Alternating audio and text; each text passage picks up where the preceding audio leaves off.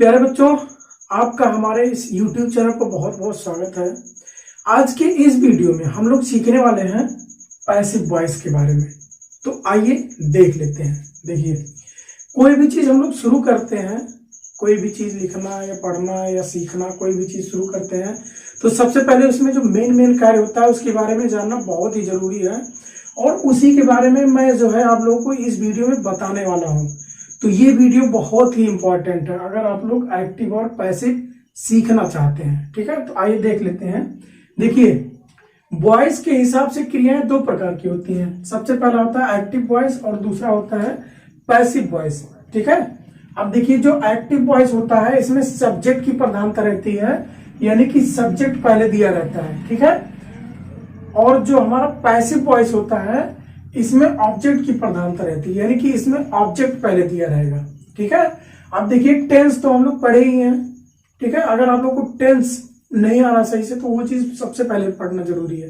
ठीक है, देखिए, टेंस के अनुसार हम लोग क्या करते हैं, जो हमारा सबसे पहले सब्जेक्ट आता है, उसके बाद हेल्पिंग वर्ब आता है, मेन वर्ब आता है, ऑब्जेक्ट आता है। ठीक है, ये हो गया हमारा एक्टिव, यानी कि जो टेंस का दिया रहता है। ठीक है, जब इसका हम लोग पैसिव बनाएंगे तो हम लोग क्या करेंगे, ऑब्जेक्ट को पहले लिखेंगे, उसके बाद हेल्पिंग वर्ब लिखेंगे, फिर मेन वर्ब का थर्ड फॉर्म लिखेंगे, उसके बाद बाय लिखेंगे, उसके बाद सब्जेक्ट लिखेंगे।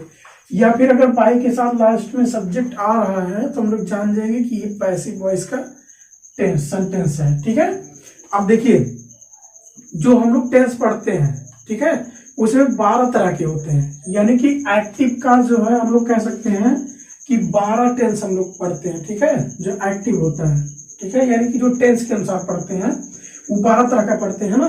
ठीक है, कौन कौन सा, present indefinite tense, present continuous tense, present perfect tense, present perfect continuous tense. ठीक है, उसके बाद आएगा past indefinite tense, past continuous tense, past perfect tense, past perfect continuous tense, और उसके बाद 9 नंबर पर आएगा future indefinite tense, future continuous tense, उसके बाद फ्यूचर परफेक्ट टेंस, और सबसे लास्ट में क्या आया, फ्यूचर परफेक्ट कंटीन्यूअस टेंस। अब इसमें ये चीज हमें जानना है कि किसका किसका जो है पैसिव नहीं बनता है।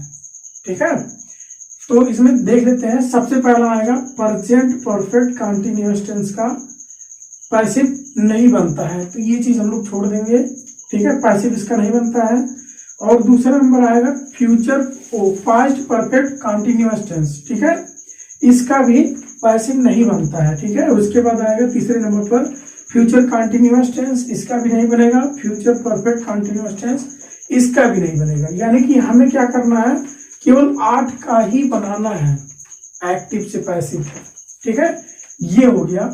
ठीक, अब देखिए, जब हम लोग एक्टिव और पैसिव पढ़ना शुरू करेंगे ना, तो सबसे पहले चीज ये हम लोग याद रखेंगे कि हम लोग क्या है, राजा हैं। ठीक है, और ऐसे राजा हैं जो हर एक काम में मनमानी करता है।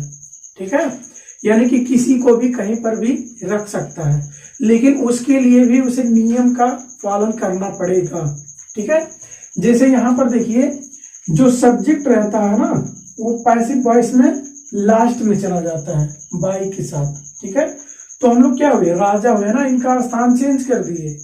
ठीक है, यानी कि सब्जेक्ट को लास्ट में भेज दिए और यहाँ पे जो ऑब्जेक्ट लास्ट में था उसको हम लोग पहले भेज दिए। ये हो गया। ठीक है, और एक चीज और याद रखेंगे कि इसमें जो एक्टिव वॉइस का सेंटेंस रहेगा, इसमें जो है मेन वर्ब का फर्स्ट फॉर्म भी आ सकता है, सेकेंड भी आ सकता है, थर्ड भी आ सकता है, और फिफ्थ भी आ सकता है, यानी कि आईएनजी वाला हो, फोर्थ भी। ठीक है, उसके बाद जब पैसिव वॉइस रहेगा तो इसमें मेन वर्ब का थर्ड फॉर्म हमेशा आएगा। ठीक है, ये चीज हमें याद रखना है कि पैसिव वॉइस कोई भी सेंटेंस बनाएंगे तो मेन वर्ब का थर्ड फॉर्म हमेशा लिखेंगे। ठीक है, उसके बाद बाई।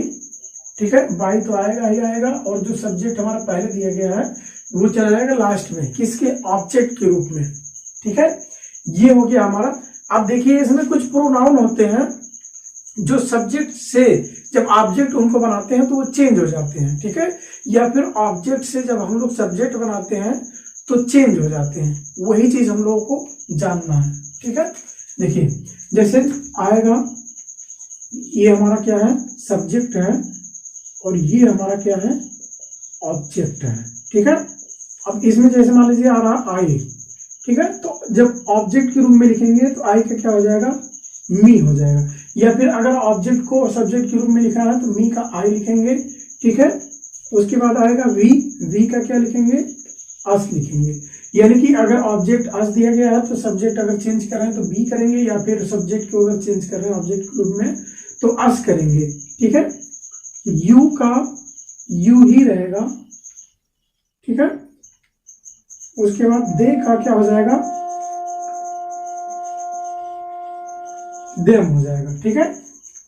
उसके बाद ही का हो जाएगा, हिम हो जाएगा, और सी का हर हो जाएगा, ठीक है। ये चीज हमें याद रखना है, ठीक है।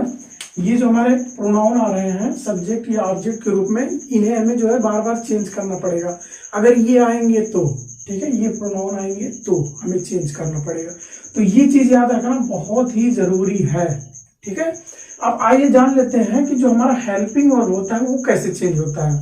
यानी कि कोई अगर सेंटेंस हमारा प्रेजेंट के इंडेफिनिट टेंस में दिया गया है और उसका पैसिव बनाना है तो कैसे चेंज होता है, ये चीज हम लोग को जानना है। देखिए ये चीज हम लोग सीखेंगे। अगर प्रेजेंट इंडेफिनिट टेंस का हमें है सेंटेंस तो सहायक क्रिया किसका लेते हैं, प्रेजेंट कंटीन्यूअस टेंस का। किसका लेते हैं, प्रेजेंट कंटीन्यूअस टेंस का। और अगर प्रेजेंट कंटीन्यूअस टेंस का है तो इसी का लेंगे। इसमें क्या होगा, बीइंग जुड़ जाएगा। क्या जुड़ जाएगा, बीइंग जुड़ जाएगा, ठीक है। अब देखिए जब प्रेजेंट परफेक्ट टेंस का आएगा तो सहायक क्रिया किसका लेंगे, ये नीचे वाले का, ठीक है। यानी कि प्रेजेंट परफेक्ट कंटीन्यूअस टेंस का, ठीक है। अब देखिए इसको हमें बनाना नहीं है तो इससे हमें कोई मतलब नहीं है, ठीक है। अब उसके बाद जब 5वां नंबर आएगा, अगला नंबर पास्ट इंडेफिनिट अगर दिया गया हमारा एक्टिव वॉइस का सेंटेंस पास्ट इंडेफिनिट टेंस का है तो सहायक क्रिया किसका लेंगे, पास्ट कंटीन्यूअस टेंस का। और अगर पास्ट कंटीन्यूअस टेंस का हमारा सेंटेंस है तो किसका लेंगे, यही रहेगा। क्या जुड़ जाएगा, बीइंग, ठीक है। अगर पास्ट परफेक्ट टेंस है तो इसका फिर लेंगे पास्ट परफेक्ट कंटीन्यूअस टेंस का। अब इसका हमें बनाना नहीं है क्योंकि यहाँ पे देखिए गुड़े का चिन्ह हम लोग लगा दिए हैं, ठीक है। उसके बाद जब फ्यूचर इंडेफिनिट का आएगा तो हम लोग सहायक क्रिया किसका लेंगे, इसका लेंगे, ठीक है।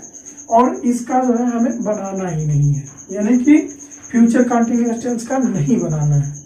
अगर फ्यूचर परफेक्ट टेंस का है तो सहायक क्रिया किसका लेंगे, फ्यूचर परफेक्ट कंटीन्यूअस टेंस का, ठीक है। ये चीज हमें याद रखना है, यही हमारा सबसे इंपॉर्टेंट है, सहायक क्रिया किसका लेते हैं, ठीक है। यानी कि उसी में रहेगा। अगर प्रेजेंट का है तो प्रेजेंट का ही रहेगा, बस अगले वाले टेंस से लेंगे, ठीक है। प्रेजेंट के कंटीन्यूअस में से अगर इंडेफिनिट है कंटीन्यूअस, यानी कि एक कदम उसी में नीचे चले जाएंगे या बगल में चले जाएंगे, ठीक है। ये हो गया। तो ये जितना चीज हम बताए हैं अभी आप लोगों को इस वीडियो में, अगर ये चीज आप लोगों को याद है, ठीक है, तो कोई भी पैसिव है, ठीक है, कोई एक्टिव वॉइस का सेंटेंस है उसका पैसिव बड़े आसानी से बना सकते हैं, ठीक है। चलिए एक सेंटेंस लोग बना लेते हैं। जैसे कहा गया आई इट मैंगो, ठीक है। ये हमारा क्या है, एक्टिव वॉइस है, एक्टिव वॉइस, ठीक है। ये है। अगर इसका हमें पैसिव बनाना है, ठीक है, पैसिव बनाना है तो क्या करेंगे, देखिए सबसे पहले तो इसको पहचानेंगे किस टेंस से आ रहा है। अब ये चीज जानने के लिए हम जो है पूरा टेंस बता चुके हैं, प्लेलिस्ट में आप लोग जाएंगे तो टेंस आप लोगों को मिलेगा, वहां से जाकर के आप लोग सीख सकते हैं, ठीक है। अगर आप लोग को टेंस बढ़िया से आ रहा है तो ये चीज बहुत ही आसान हो जाएगा, क्योंकि हर एक एक्टिव वॉइस के टेंस को हमें पहचानना पड़ेगा, तभी तो हम लोग जान पाएंगे किसका पैसिव बनाएंगे, कैसे बनाएंगे, या सहायक क्रिया कौन सा लेंगे, ठीक है। तो ये चीज जानना बहुत ही जरूरी है। यहाँ पे देखिए आई इट मैंगो आ रहा ना, यानी कि देखिए फर्स्ट पर्सन है, आई है, ठीक है, और यहाँ पे यस या यस नहीं लग रहा है, ठीक है। तो हम लोग जान गए कि ये प्रेजेंट इंडेफिनिट टेंस का है, प्रेजेंट इंडेफिनिट टेंस का है। तो अब उसी के अनुसार हम लोग बनाएंगे। सबसे पहले देखिए क्या लिखना है, ऑब्जेक्ट, ऑब्जेक्ट क्या है, मैंगो।